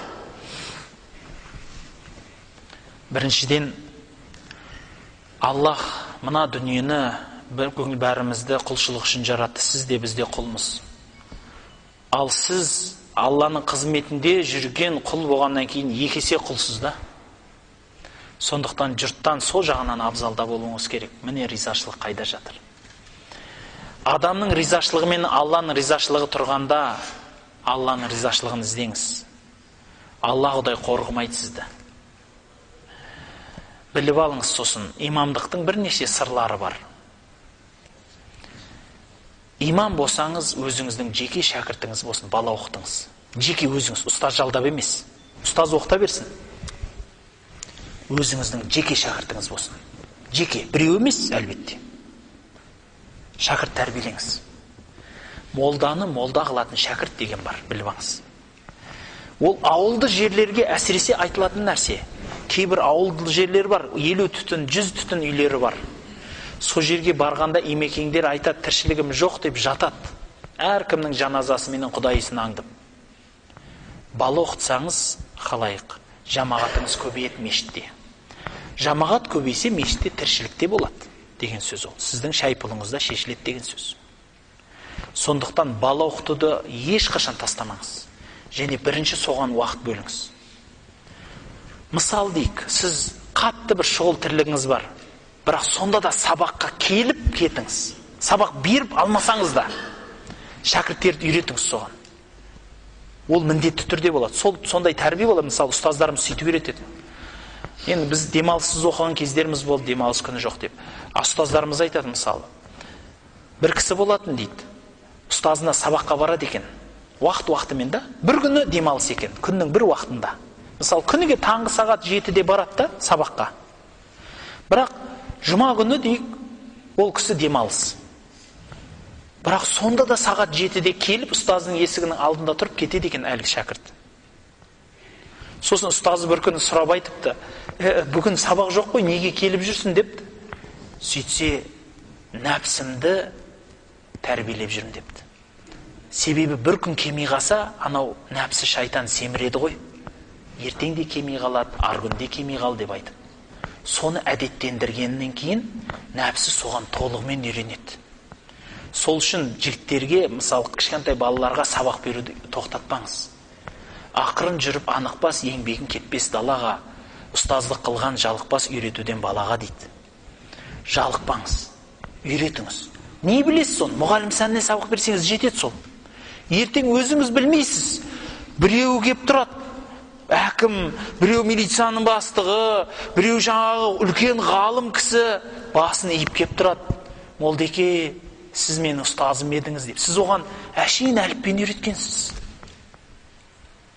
Алла жемісін береді, Алла үшін істесеңіз. Сондықтан ол ұстаздық қылу, Алланың дінін үйрету үлкен нәрсе, одан жалықпаңыз. Сол бірінші орын болсын. Екінші нәрсе, мешіттің жамағаты. Көп имамдардан білеміз. Мешітке өте ұқыпты, мешіттің қағаздарына да өте ұқыпты. Бірақ жамағаты жоқ о кісінің. Жанашыр қауымы жоқ. Жалғыз өзі шырпыр жүгіреді де жүреді, жанатта жүреді, күйетте жүреді. Білем сондай имамдарды. Олар офисный адамдар да негізі. Имамдыққа жарамайды негізі. Имамдықтың сыры сонда жатыр. Мына қарапайым халықпенен етене араласу керек. Қалай? Іс-шаралар ұйымдастыруыңыз керек. Өзіңіз. Мысалы, қолыңызда көп мешітке кеп жүрген жамағатты алыңыз да, жүріңіз көкке шығайық деп тауға шығып шашлық жасаңыз. Футбол ойнаңыз, балыққа шығыңыз. Халыққа айтыңыз, халайық сіздің біздің пайдамыз ғой. Бүгін мешітте түнейік деңіз. Уақытты белгілеңіз, мысалы дейік та. Бір мешітте түнейік де. Түнде кішкентай уағыз айтып, Құран оқып, дым уағыз болмаса диск қойып беріңіз. Жақсы уағыз айтатындардың. Сөйтіп соны талдаңыз, ал не деді Алла? Айтыңдар шан, мынау деді, анау деді. Кімнің не ойы бар, талдаңыз. Қандай қызық әңгіме болады ана жерде. Талдатып айтып берсеңіз. Бұл мысалы 1,5 сағат, 1 сағат уағыз болды дейсіз. Не туралы айтты, кән басынан бастайықшы. Түртіп алсаңыз, аналарда ой қалады жұртта, сіңеді. Соның өзі сіздікі уағыз болады. Түнде тұрып тахаджуд үйретіңіз халыққа. Жетісіне бір ораза тұтып, немесе айына бір ораза тұтып, халайық кешке келіп ауызашар жасайықшы өзіміз деңіз. Шамды оқып алып, ақшамды. Бәріңіз отыра қалып, шай тамақ ішіп бірге. Арқа-жарқа қылып, кешкі құптан намазын оқып тарқайсыз. Не болды? Қиын ба? Халықпен біргесіз. Ертең өзіңізге жақсы. Не жағынан? Сіз мешітке жай ғана келесіз, сіздің тірлігіңіздің бәрін халық істеп береді өзінен өзі. Жанашыр адамдар пайда болады өзінен өзі. Сіз барып ана лампочканың күйіп қалғанын ауыстырып жатпайсыз. Сізге айтпайды, білмейді қалуыңыз мүмкін. Bir адам мешітке сізден бұрын кіріп келеді, қарайды да лампочкасын ауыстырып кетіп қалады. Неге? Өйткені сіз халыққа беріп жатсыз. Бермесеңіз алмайсыз. Түсінесіз бе? Алу үшін беру керек. Көп адамдарда қалжың бар ғой енді. Қалжың болсын деп айтып жатыр, шаршатты деп. Не амаңыздар. Bir күні Қожекең келе жатса, жұрттар айтады дейді, Қожеке, біздің ауылдың молдасы суға батып жатыр, құтқарайық деп. Сөйтсе, не деп атсыңдар деп жанына барса, Қожеке, қолыңды бер деп, ана молдеке десе, бермейді дейді, қолын суға батып баратыр дейді. Сөйтсе, ақымақтар үйтпейді, молдеке, мынаны алыңыз деп айтады дейді. Сөйтсе, ана қолын беріп тартып шығарған екен дейді суға. Сөйтіп айтады дейді, молдекең бер дегенді түсінбейді ғой, ал дегенді түсінеді деп айтады дейді. Жаңағыдай негізінде молдекең де береді. Молдекең қызметпен береді. Аллах үшін жасалған қызметпен. Сіз Аллах үшін адал жасаңыз, халыққа көрінеді. Көру үшін жасамаңыз. Аллах үшін жасаңыз. Алла өзі көрсетеді керек адамға. Керек адамға істетеді оны. Сондықтан ұзын сөзін тоқтайтайын, шаршаттым ба? Жаңағыдай Алла Құдай бірінші орында бауырлар, мінез жақсы мінез құлықтан айырмасын. Екінші орында жүрегіңіздегі иманнан айырмасын. Алланың қызметіне деген жауапкершіліктен айырмасын. Осында отырғандар, біздің жанымызда отырмағандарға жеткізсін. Себебі осы имамдар біздің алғы саптағы бауырларымыз. Соларға қарасайық, соларға сүйеу болайық. Соларға сүйеу болсақ дініміз қуаттанады. Солар арқылы мысал дінімізді қуаттаймыз. Имаммен бірге іс-шаралар өткізіп, бірігіп, етене ел боп араласу керекпіз. Ауырған адамды барып көріп қайтыңыз. Тойы боп атқан адамның арағына қатысты демеймін. Тойынан бір күн бұрын барып, тіпті 2-3 қызмет мешіттің жігіттерімен барып қызметін жасап беріп, ақшасын беріп кетіңіз. Мәз боп қалады. Bir жігіт айтатын мысал, бір ауылды жерде жаңағыдегі бір қария кісі бар еді, мешітімізге келмейтін дейді онша. Bir күндер Алла Құдай айдап бір айт намазға кеп қалды дейді. Айт намаздан кейін бірге айттадық бір 2 күн бойы дейді. Содан кейін әлгі кісі ауырып қалды деп естідім дейді. Сосын жаңағыдегі айттаған 2-3 жамағаттың жігітін жинадында қалтамызға шай, пай, анау-мынау салып алып, ана кісінің үйіне барып, жаңағыдегі қолымыздан берген ақшамызды кішкентай бір тиын-тебен беріп, 1-2 апельсин беріп тастап кеткенбіз ғой дейді. Енді ол кісі дейді, мешіттен шықпайды дейді анау кісі қазір. Неге? Жүрегін байлап кетті ана кісінің. Әңгіме ол апельсинда емес қой. Сіздің берген 5000 теңгеңізде емес. Ол кісінің жүрегінде де мешіттің жамағаты адал екен. Алланың үйі екен, мынау деген махаббат пайда болып кетті. Сол сияқты Алланың үйіне жаныңыз ашсын. Алланың үйінен қорқыңыз. Бұл үлкен үй. Жауабы бар нәрсе. Намазыңыз, оразаңыз, біліміңіз, Құраныңызға көңіл бөліңіз. Ya Rasulallah,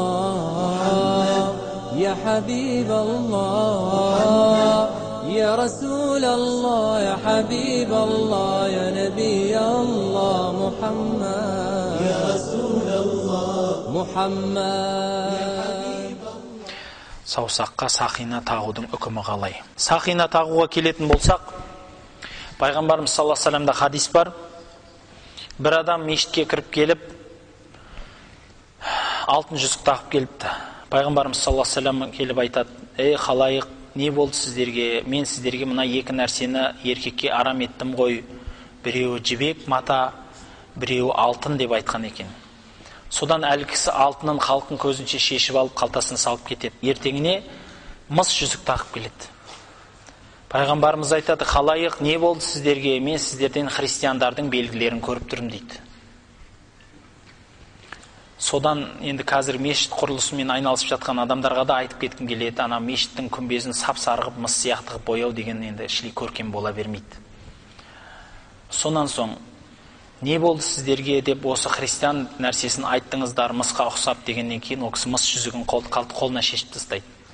Ертеңіне темір жүзік тағып келеді. Енді сән қой кісі ғой, енді қайтсын. Пайғамбарымыз айтады: не болды сіздерге? Мен сіздерден дозақ адамдарының амалын көріп тұрмын, заттарын көріп тұрмын дейді. Дозақта адамдарды темірмен жүгенделеді деген аяттар бар ғой. Оны да шешіп тастайды. Күміс жүзік тағыңдар дейді пайғамбарымыз. Және ол 3 мысқалдан аспасын дейді. Сондықтан күміс жүзік тағу еркекке болады. Ол да шли асыра сілтеген қатты қымбат болмау керек. Барлық саусаққа тағуға болады. Бірақ сол қолдың шынашағына таққан сүннет амал болады. Пайғамбарымыз осы шынашағына таққан сол қолының. Қалған қолға да тағуға болады, сахабалардың таққанынан. Одан бөлек мына сақина демекші үйленгенде тағылатын сақина. Біреулер айтады, бұл Рим империясынан келген нәрсе дейді. Түбі тарихы сондай өзі. Түбі тарихы Рим империясында кезінде 2 адамды үйлендірсе, екеуін бір-біріне кісендейді екен қолдарын. Білезік қылып, кісен қылып, білезік қылып қояды екен. Сөйтіп екеуін халықтың алдында алып жүріп, поптың алдына барғанда, поп соны қиып береді екен, некесін қиғандай қылып. Көрдіңіз ба енді? Неке қию деген қайдан шыққан, жаңағы шынжырды қиып береді екен, сонымен анау енді үйленген бой істеді. Одан кейін шынжыр шешіп тастайды енді мүлде. Содан белгі болып, ақыры ол енді шынжыр болмай бір-біріне былай білезік тағып, бүйтіп білезікпен жүретін болған, ақыры білезік кішірейіп жүзікке айналған дейді. Содан бұл христиандардың тірлігі деп ұрандатушы бауырларымыз айтады. Бірақ біріншіден әр амал біздің шариғатымызда аталуымен емес, оның мағыналы қолдануымен дұрыс болады. Мысал айтайын, қарапайым қара суды да арақ деп атап қоюға болады. Бірақ арақ деп айтсаңыз, мынау арақ болмайды ғой, дұрыс па? Дәл сол сияқты астағфирулла арақты да сусын деп атап қоюға болады. Жаңағыдегі таудың мөлдір бұлағы деп атап қоюға болады. Бірақ ол мөлдір бұлақ болмайды ол. Ол доңыз да ішпейтін нәжис су болады ол. Бәрібір. Шариғатымыз атауға қарамайды, мағынаға қарайды. Жүзік тағудың мағынасы қазір христиан емес, барлық адамдарда бірдей болып қалды. Ол жанұялы екендігін білдіреді. Одан пайдан айтайын ба? Қазір қыз келіншектер өзінің жолдасының қолына сақина тағып жібереді. Одан мақсат ана қолындағы сақинаны басқа қыздар көрсе, анау үйленген екен ғой деп кетіп қалсын дейді. Зинадан тоқтатты. Көрдіңіз ба пайдасын? Сақина зинадан тоқтатты. Ондай болса, қыз келіншектерге де айтатынымыз сол, екеуін тағып жіберіңіз. Ол негізі зинадан қайтарып атқан амал бір жағы. Екіншіден, ол жай ғана үйленген екендігін белгісі болғаннан кейін дінде ешқандай қайшылығы жоқ. Осыны ұстаздарымыз айтады. Асы 7-40 жылы мәселесі. Бауырлар, 7-40 жылы мәселесі ол муфтиятымызда да анық айтылып кетілді. Шариғатымызда фатуаларын оқып көрсеңіз болады. Шариғатымызда 40 жылы деп белгілеуге болмайды, мына күн деп. Бірақ ас беруге болады. Яғни екі жақтық бар да, яғни бір нәрсені толығымен кесіп тастау қате пікір бауырлар. Анау болмайды, мынау болмайды деп. Жаңағыдегі бір баяғыда бір байдың 2 әйелі болыпты. Біреу жас қатын екен, біреу үлкендеу екен өзімен қатар. Өзімен қатар ана кісінің қара шашын жұлады екен, ақ шашты болып жүрсін деп. Ана жастау келіншегі жаңағыдегі ақ шашын жұлады екен, қаралау болып жүрсін деп. Сонымен шашсыз қалыпты дейді анау кісі. Сол сияқты бауырлар, жаңағыдегі ананда мынанда жақтау емес мақсат. Бұл жерде шариғаттың үкімі расында да 40 жылы деп белгіленбеген, шариғатымызда жоқ нәрсе ол. Бірақ ас беру бар нәрсе. Ас берудің бірақ шекаралары бар. Шекараларын сызып кетейік. Бірінші, ол тек қана байларды шақырған, кедейлерді тастап кеткен дастархан пайғамбарымыз ол дастарханды лағнет етсін деген сөзі бар. Лағнет деген, біліп алыңыздар. Кедейлерді тастап тек қана байлар шақырылған дастархан лағнеттенген дастархан. Екіншіден, ас берем екен деген сөз мағынасы сізде екі-ақ түрлі болу керек. Біріншісі, жағдайы жоқ жітік, жетім, жесір сондай адамдарды тамақтандыру. Ол ең жоғарғы бірінші мағына. Тура түсінілетін мағына сондай ас беруден. Пайғамбарымыз айтқан: "Афшус салам, ат'имут таам, саллу ван нас ям, тадхулул жанната биссалам" деп айтады. Халық танитынға да танымайтынға да сәлем бер, тағам беріңдер, елге ас беріңдер, және түнде тұрып намаз оқыңдар, жәннатқа талтаңдап кіре бересіңдер деген. Сол жәннатқа жетелейтін амалдың біреу ас беру болатын болса, ас беріңіз. Ас беру екі мағынада түсініледі осы хадистің несінен. Біріншісінде жоқ жітік, жетім жесірге ас беріңіз. Қанша ас берсеңіз де өз еркіңіз, иншалла сауап амал. Екіншісі, өзіңіздің ағайын туыстарыңыздың барлығын шақыру. Алаламай, анада ақшасы бар, мынада ақшасы жоқ емес. Барлығын толығымен шақырып ас берсеңіз, бірақ одан мақсат екінші, ол астан әшейін дүниені әңгімесімен кетіп қалмас екен, бауырлар. Отырып алып, жаңағыдегі анау Путин бүйтіп айтайын деп жатыр екен деп, ой, керемет саясаткерлер бар ғой, жаңа отырып алып өз үйінде бір 5 ешкісі бар, бірақ керемет ақыл айтатын саясат бойынша. Жаңа сондай саясаткерлердің әңгімесін тыңдамай-ақ, одан гөрі болатын әңгіме есту үшін молдекеңді шақырып, дұрыс халыққа уағыз айтқыздырып, елді тыңдатып, пайда алдырғызыңыз. Сұрақ жауап болса, одан да керемет болады. Сонан соң барып тарқатсаңыз, ас беріп, керемет, нұр үстіне нұр. Міне осы екі мағынадағы ас шариғатымыздағы тыйылмаған астардың бірі. Сондықтан елге ас беру пайғамбарымыздың бұйрығы, бірақ оны белгілеп беру пайғамбарымыздың бұйрығы емес. Әр нәрсенің өзінің шекарасы бар. Соны ұмытпайық. Барат кеші, нисфу шабан, шабан айының оразасы жөнінде айтылған хадистер бар. Біреулер оны заифқа шығарады, біреулер оны сахихқа шығарады. Сәләфтарымыздың сөздерінен келетін болсақ, Абу Бакр Балхи деген бір кісі айтады: Раджаб айы егін егетін, Шабан айы соны суаратын, Рамазан айы соны орып алатын ай деп айтады. Жаңалдегі көп адамдар ораза айында, Рамазанда ғана сауап амалдармен айналысып, Рамазанды ғана тақуа айы деп есептеп кетеді. Бұл қате пікір. Бәлки Рамазаннан 1-2 ай бұрын ораза тұтып, Құран оқып, тақуалық қып, соған әдеттеніп бастаған абзалдығын білдіретін сөздер бұлар. Раджаб айы жөніндегі айтылған хадистер қалтадан шығарылған хадистер емес, тіпті мысалы сахих емес дегеннің өзі хасан хадистер.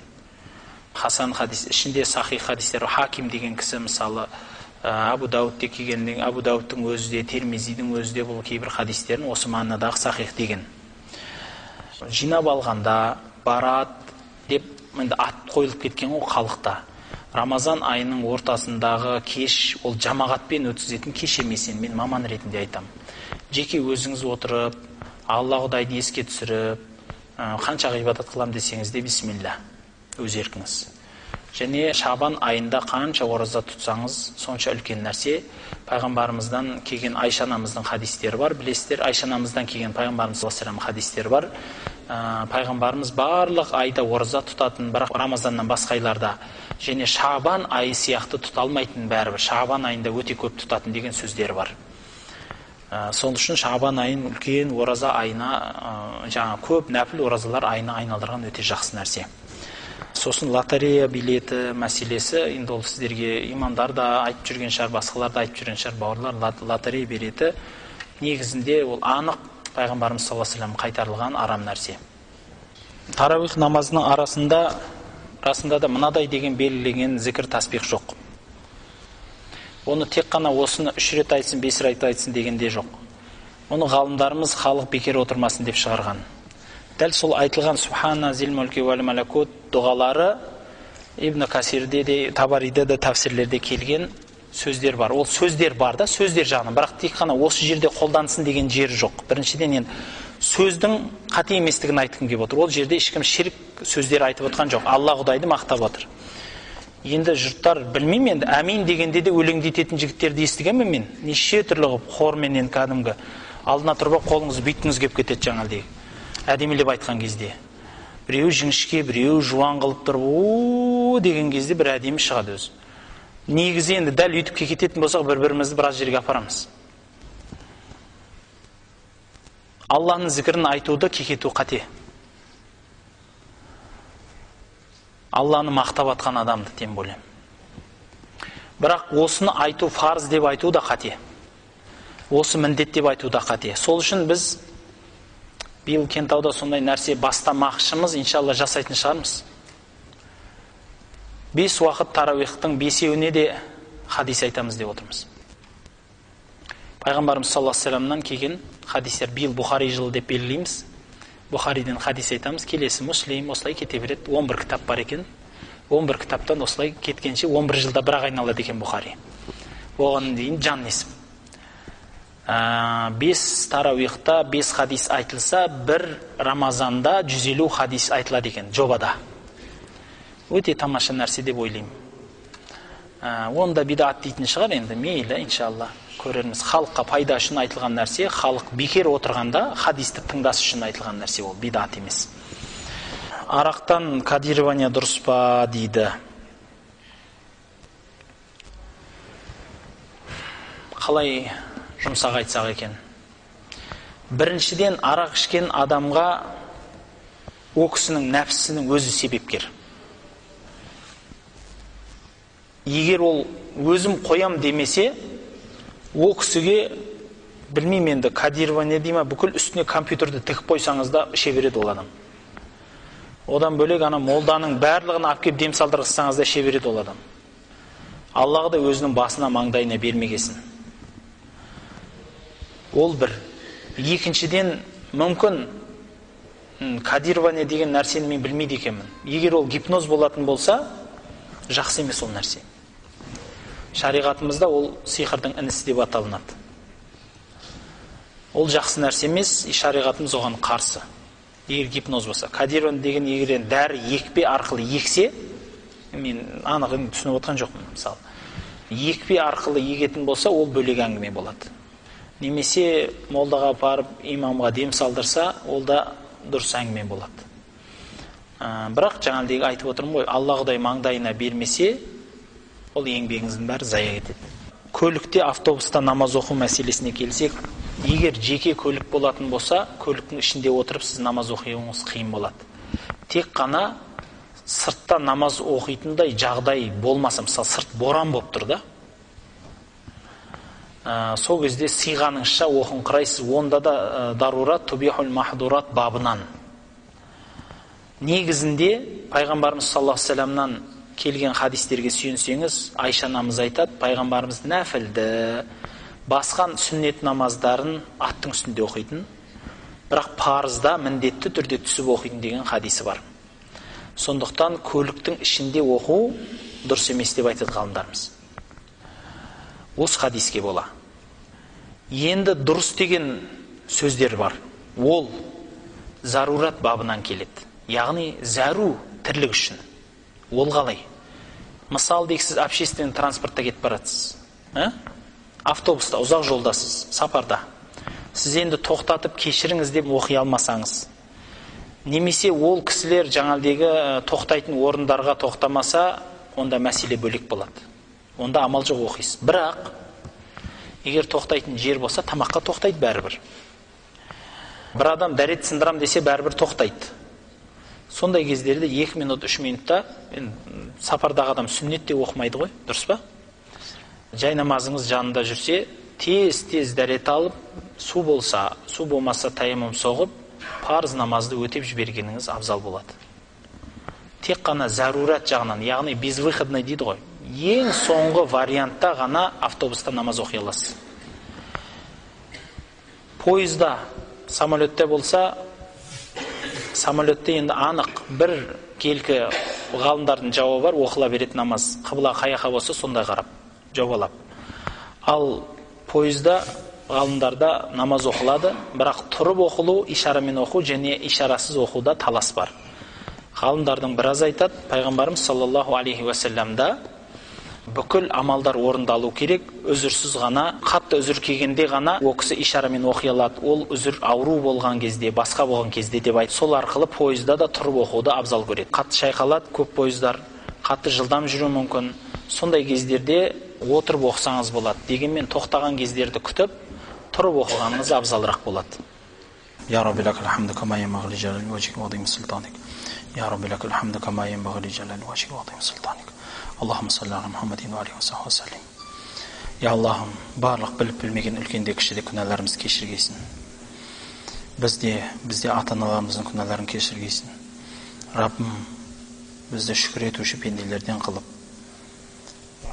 bizdегі немесе ағайын туыстардағы дерт сырқат науқастарымызға шипа бергейсін. Дүниелік ақыреттік тілектеріміз осы, соларды қабыл еткейсін. Елімізге тыныштық, істерімізге береке бергейсін. Исламға қуат, мұсылмандарға бірлік бергейсін. اللهم من أرادنا أو أراد الإسلام والمسلمين بسوء فأشغله بنفسه ورد كيده إلى نحره واجعل تدميره تدميره يا أرحم الراحمين. اللهم صل على محمد وآله وصحبه وسلم.